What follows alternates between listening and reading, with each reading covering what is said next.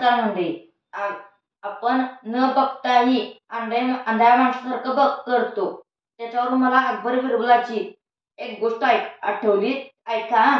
एकदा काय दिल्ली दरबारामध्ये बादशाह आणि बिरबल सहज बोलत बसले होते. बोलता बोलता बादशाहने एक प्रश्न बिरबलाला विचारला.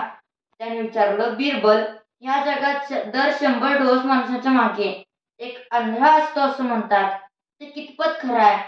बिरबलने एक क्षणभर विचार केला आणि त्याने ताबडतोब उत्तर दिलं, हा बिन खरे चुकीच आहे.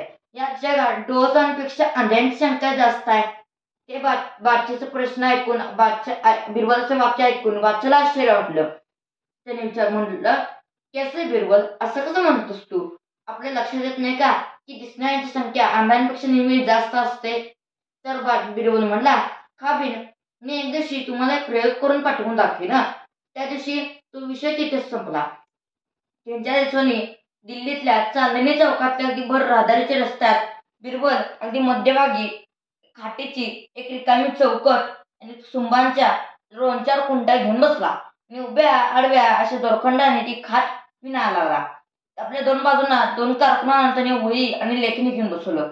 त्या चौकातून जाणाऱ्या येणाऱ्याला प्रत्येकाला बिरबल काय करतोय ह्याचं कुतूहल जागृत झालं.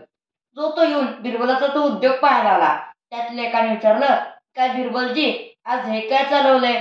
बिरबलने त्याला काही उत्तर दिलं नाही. त्याने आपल्या उजव्या बाजूला असणाऱ्या कारकुनाला सांगितलं, हा, ह्याचं ना तू अंधाऱ्यांच्या यादीत घाल.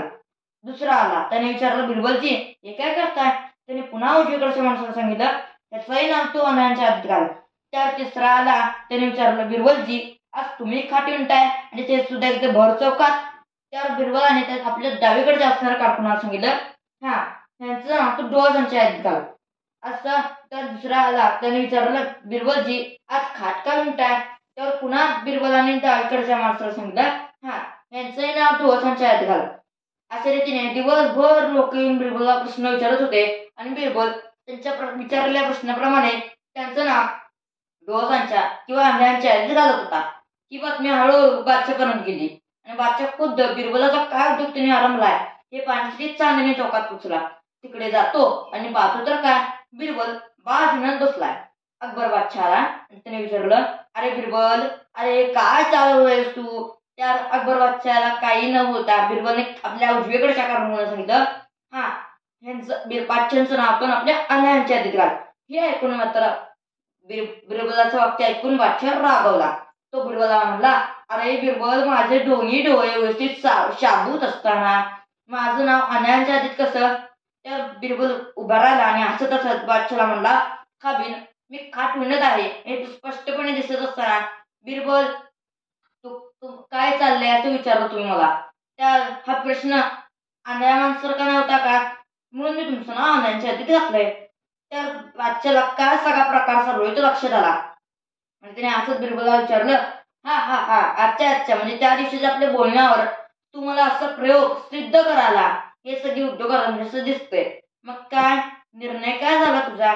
त्यावर बिरबल म्हणला की, हा बिन, सकाळपासून ह्या 2 मी तयार केले त्याच्यामध्ये गमतीची गोष्ट अशी आहे की 75% लोक मात्र अंधाऱ्यांच्या यादीत आहेत आणि 25% लोक हे डोळसांच्या यादीत आहेत. तुम्हाला पटलं ना आता मी काय म्हणलं होतं की जगात डोळसांपेक्षा अंधे जास्ती असतात?